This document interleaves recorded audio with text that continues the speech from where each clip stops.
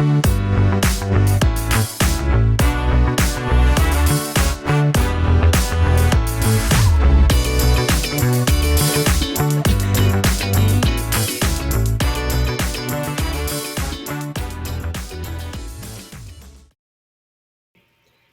my name is Victoria, and I am the host of the RVA Corner with Victoria.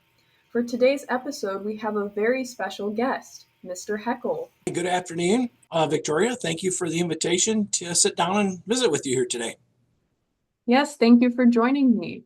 So, Mr. Heckel, when did Rural Virtual Academy start?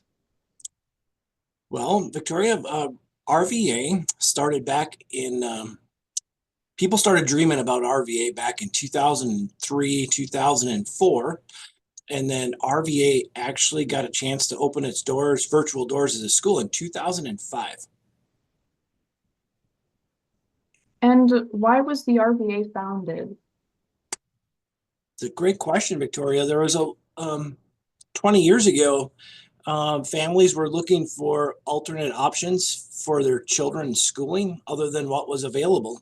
20 years ago, brick and mortar schools that we call them, traditional schools, were the only choice most parents had to send their children. And here in Wisconsin, in small rural communities, what that usually looked like was one choice, which wasn't a choice. It was your traditional public school in the community where you lived, where you were required to send your children. That, or you would have to homeschool your children all on your own. For many of our families in the state of Wisconsin, those were really the only two choices that they had available to them. Some communities had brick and mortar parochial schools or private schools as well. But we saw RVA as an opportunity for parental choice 20 years ago to give families who maybe didn't want to send their kids to a traditional school the opportunity to be able to go to school remote with high quality teachers, awesome curriculum, great opportunities, and be able to capture kids that would be a better fit in that kind of schooling environment. Yes, RVA truly does offer a unique educational experience.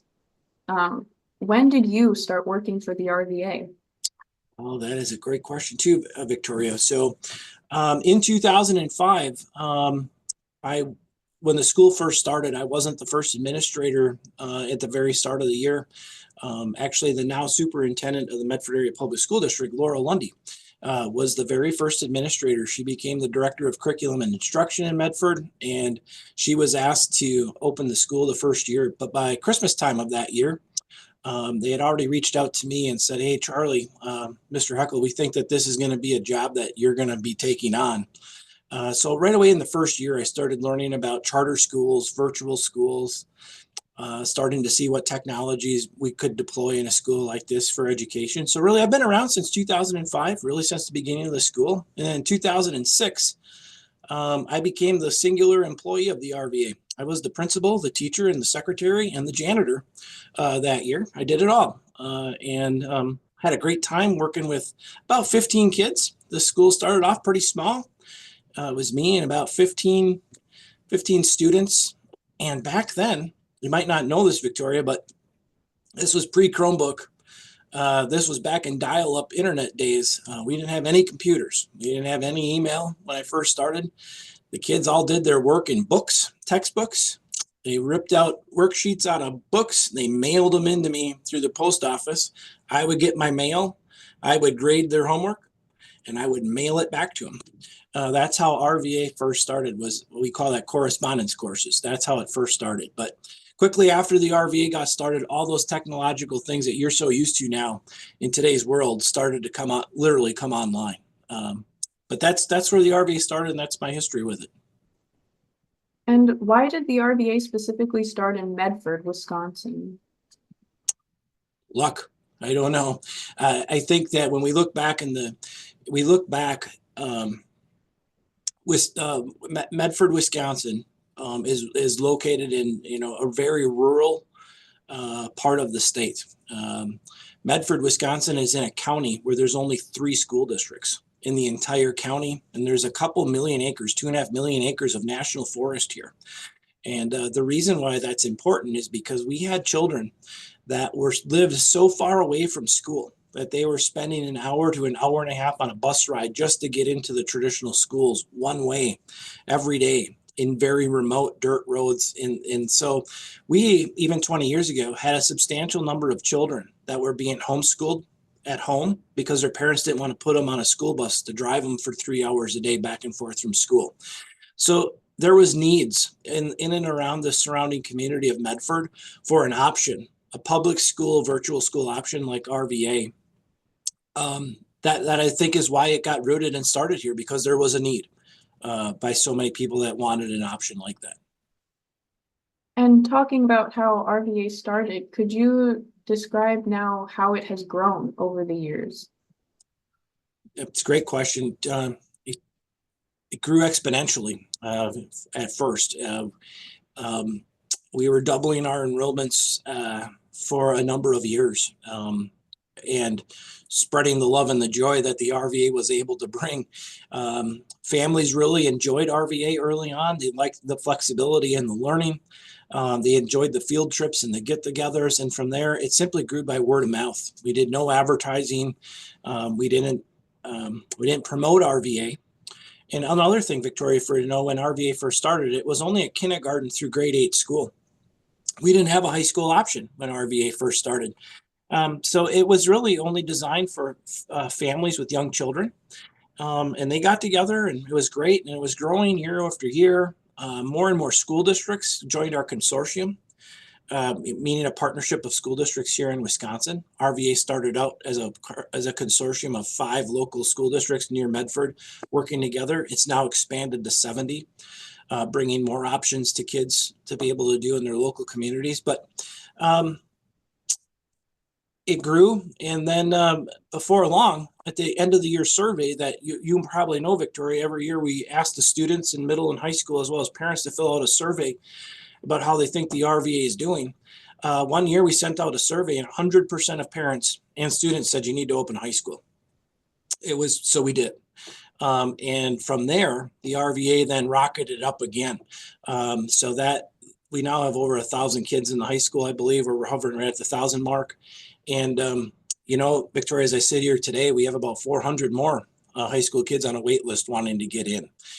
So RVA could continue to grow exponentially if we wanted it to, but we're purposely keeping a cap on things so that we don't grow too fast and that we can maintain great relationships with our parents and our students like you. How did RVA handle the COVID-19 pandemic? What changed and what stayed the same about the school? That's a great question. As I've told others, it was almost like the RVA was built for a pandemic. We had to change very, very little in what we did in RVA. We actually ran a very normal school year here in the RVA. People, our families were already used to doing remote learning. So for the families who are fortunate enough to be able to get into the RVA and be part of this family, I think we delivered an exceptional school year in comparison, unfortunately, to many children who were left with less than robust or satisfactory options for remote learning during the pandemic. So here in RVA, to be honest with you, Victoria, we didn't have to pivot very much at all. All we had to do was open our doors and let as many people in as that we possibly could, because we wanted to help as many people that we possibly could. What are some of the most memorable experiences you have encountered as being the school's administrator? Wow. Most memorable. The first things that come to mind are the people that I've had, the families that I've had the opportunity to interact with that have been here the longest. Some children that started here in kindergarten are now finally graduating. And it's pretty cool for the fact that I've been here as long as I have been, to see kids grow from 4 years old and 5 years old all the way to 18 in the RVA. Makes me feel like a proud parent. I've held the same feelings about the people that I've had the privilege to work with here for a long time too. I think about teachers like Mrs. Hanel, Mrs. Ray, Miss Holowinski. Some of those people have been here really since the inception of the school and were foundational in helping build the school to what it is today. So I've built really long-term great relationships with both families and kids as well as staff here over the last 20 years. And most of my memories about that circle back to those. And you may not know this, but at RVA graduation, one of the things that we like to do is have our pinnacle speaker be a former graduate. So my memories quickly flash back to those students that have come back to the RVA post-graduation and given a graduation speech to our current graduates in the RVA, and being able to see the success that those folks have gotten out of getting an RVA education, where it's taken them into their future. What are some of the most challenging aspects of your job? In my job now, Victoria, I do a lot of really boring things now. I do things that I'm the administrator of policy and finance. Doesn't that sound like a real hoot? Who doesn't want that job, right? Yeah, exactly. I'm in charge of making sure we're following the rules and the law. I'm in charge of making sure that the school stays financially sound. Yeah, it's not a glory job by any stretch of the imagination. But I find a lot of satisfaction in that job after all these years, because I have the ability to look ahead and do some strategic planning, we call it, or looking ahead to where we want to see the RVA go for the next year, 5 years, next decade. And those are challenges to the job that can be frustrating at times when laws change and rules change and money changes and things like that. But those challenges are also things that I look forward to doing every day, because I'm fully committed. RVA is part of my life. It's part of my family. It's part of who I am, and I'm fully committed to its success. So, although these things would be challenging to some, I look forward to those challenges. What would you say to people who think online school is not as effective or as challenging as in-person school? They ain't never been in the RVA. I mean, plain and simple. We hear that a lot, and I think that may be fair criticism, right? Sometimes it's easier to look at something that we don't know or don't understand and didn't experience and make negative assumptions about what it might be like.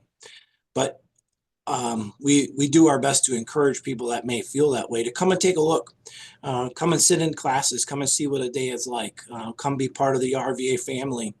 And we promote RVA, Victoria, through traditional superintendents and school boards all throughout the state of Wisconsin who may be interested in wanting to partner with us. One of the big things we do, Victoria, is we showcase you down in Milwaukee once a year at what's known as a school board convention. Thousands and thousands of people come to the Milwaukee Convention Center.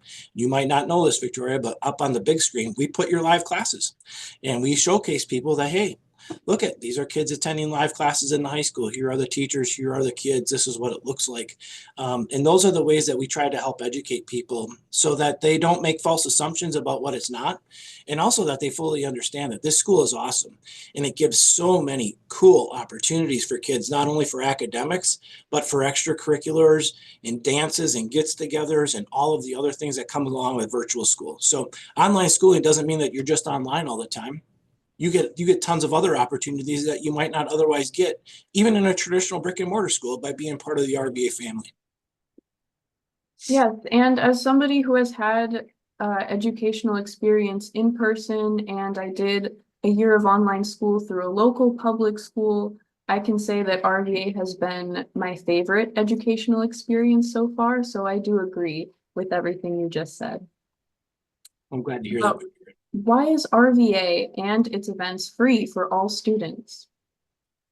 Well, we're passionate about making sure that those things remain free for all students so that cost is never a prohibitive barrier for a family to have their children participate.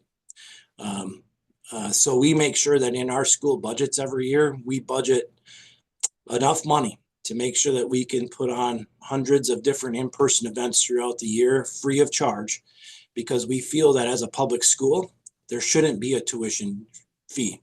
Public schools are intended to be free to all children that attend. They call it free appropriate public education. And I believe that that also should include all the activities and all the extracurriculars that come along with it, because those activities are critical for kids to be able to take part with too, for the socialization, for the meeting the friends, the building the bridges, the making the connections, to get to see a different part of the state, even to travel around and experience new things. To me, those are all part of your education, and therefore we should pay for them. What are the benefits to being a consortium district and partnering with RVA? There's several, but the most important one is that we might not recognize here as students or faculty in the RVA, but school board members and taxpayers appreciate it, which is by partnering with us, it saves school districts and taxpayers money. So school districts work with us, and because we all work together, we can save money in what it costs to operate this school and educate our children. And then by partnering with us for students and for families, if you happen to live in a school district who partners with RVA, kids have easier access to go into those local public school brick and mortar buildings to take some classes and also participate on the extracurricular athletic teams in those districts and other programs. So even if you live in a district though, Victoria, that doesn't partner with RVA, I think it's important for our students and families to know that you, Victoria, have access to go into a local brick and mortar building and to take up to 2 classes each semester by law. So I don't want that to be a limiting factor for kids either, who maybe thinks, well, because I don't live in a consortium district, I can't go take a band class, or I can't take choir, or I can't take a welding class, or something that may be more difficult to do online. You can, and we'll work with you on that. But I think the biggest benefit is that currently, if you live in a consortium district and you're in high school, you're allowed to play on your local high school teams, athletic teams, where if you're open enrolled into the RVA right now and you live in a place that's not a consortium, you can't. And we're working with our legislators, just so you know, Victoria, the WIAA, the governor, and our legislators. You're going to be hearing more about this in the next 2 years. We're going to push again a bill that's going to allow all kids to play sports where they live. And hopefully this time we can get that bill passed into law.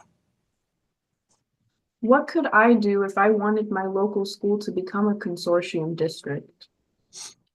That's a great question. The best way that I've seen work is a grassroots effort started by somebody like you, Victoria, or your family, connecting with a local elected school board member that you might know, or going to a school board meeting in an open session, just saying, has our school board ever explored the idea of working with the Rural Virtual Academy? Generally, a simple start to a conversation like that with decision makers in your local community, again, who sit on the school board, is a great way to start that conversation. And then encouraging those school board members or local administrators to reach out directly with me.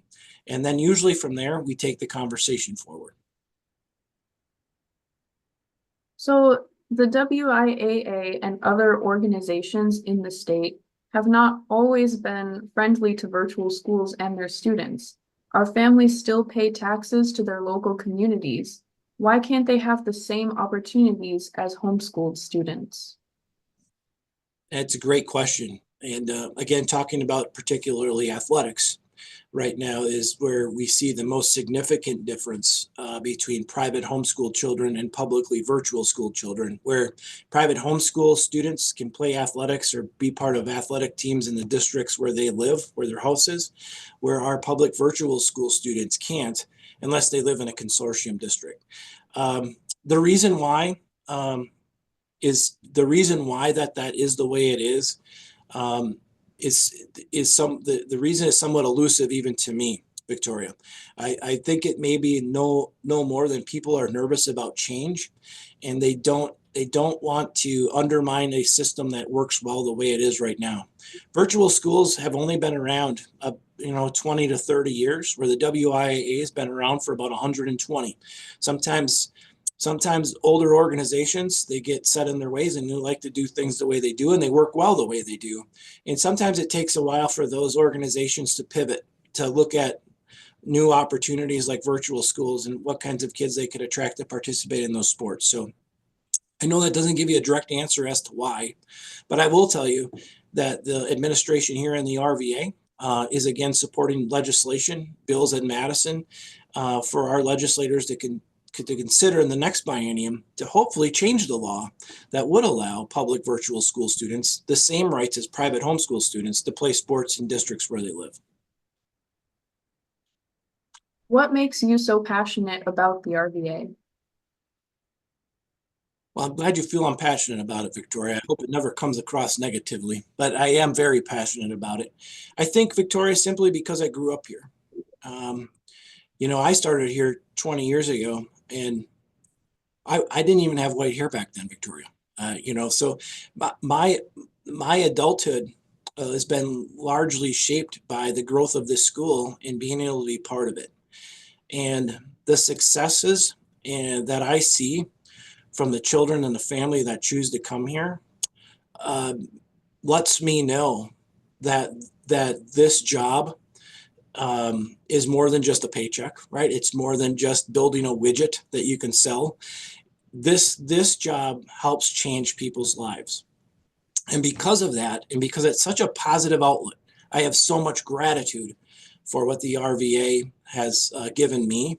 Therefore, I'm so passionate about wanting to see it continue to be so successful for all the people that I get to have the privilege to have relationships with, like yourself, Victoria. All the kids here, all the families, all the districts, and all the staff.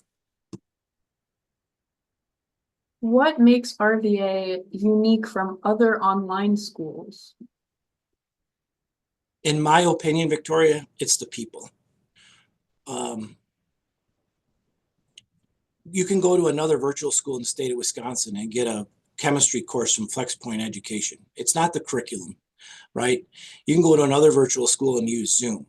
You can go to another virtual school and maybe play esports. But what you don't get in other virtual schools are the teachers and the support staff and the people that truly love and care about kids the way that our staff do. And you also don't get the kinds of parents and kids that want a high quality, rigorous education in this school. So hands down, when I think back, what sets us apart from everybody else? It's the people that are here. They truly care, they truly love, and they're truly grateful for the opportunities that they have to serve one another. Why are our school events and field trips so important? For example, why do we host high school dances such as prom, while other online schools don't? Well, they're missing out. Um, they're so important, Victoria, because I firmly believe that in RVA, where we lead with relationships, that includes having to put on events that ask kids and families to get together and foster and build those relationships in person, not only online, but also in person.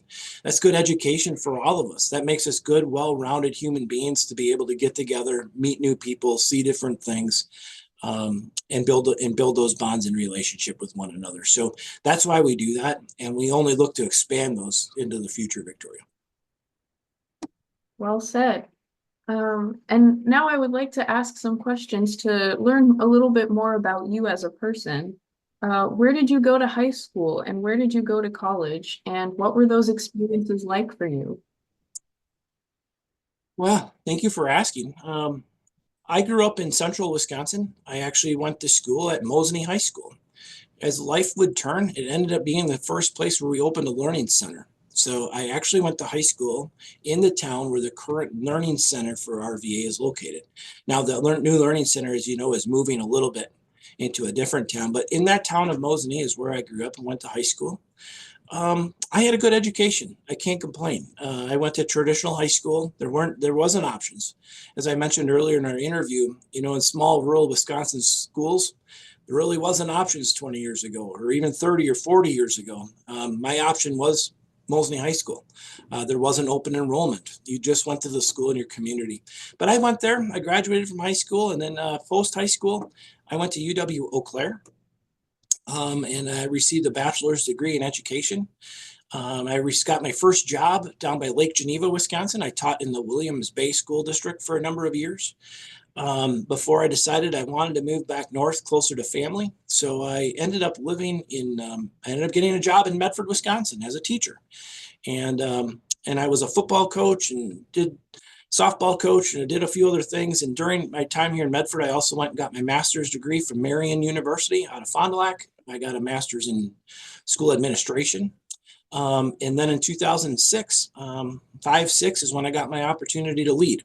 And I was an assistant principal at a traditional middle school at that time, at the Medford area middle school. And at the same time, I was running the RVA. And I held those two positions simultaneously for a lot of years.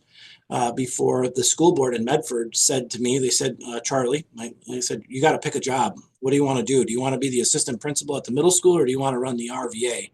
And at that point, I was given that opportunity. I leaped at the chance to just be in the RVA, because again, I'm so passionate about it. This is my family.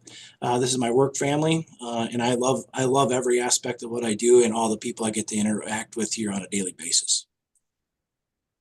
When did you know that you wanted to become a teacher and be involved in education? That's a great question. I think somewhere after high school, actually, somewhere during college, my college years, I recognized the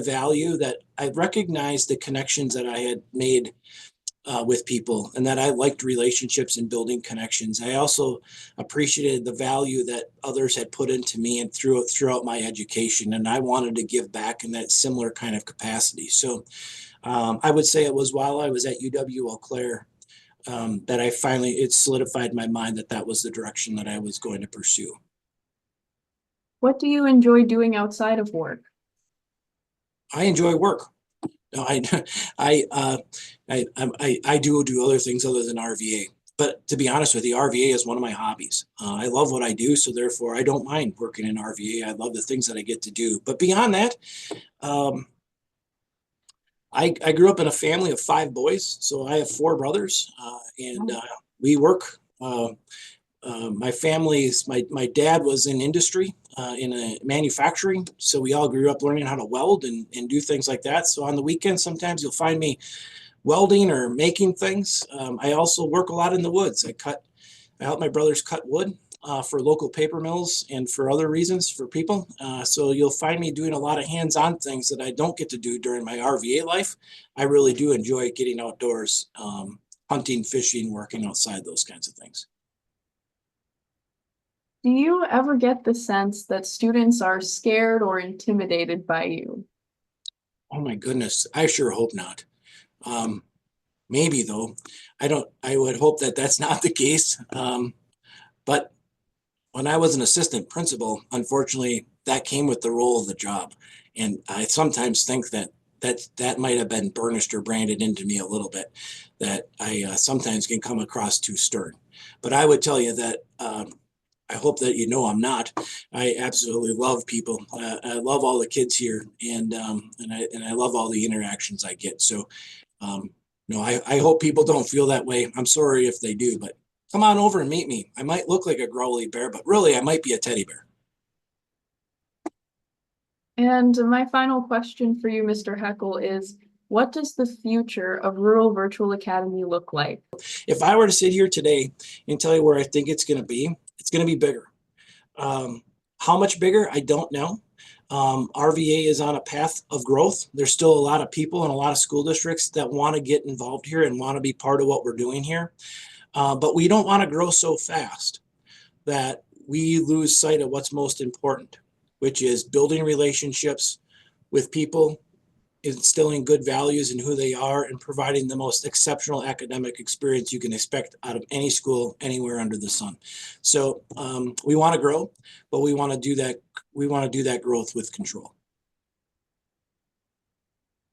All right. Thank you so much for joining me. It was lovely to talk to you. Well, thank you very much, Victoria. Compliments to you and your show. I'm a big fan. I've watched all your interviews over the years, Victoria, and I want to say thank you to you for always giving us the opportunity to learn something new about different people in our lives. So thank you, Victoria.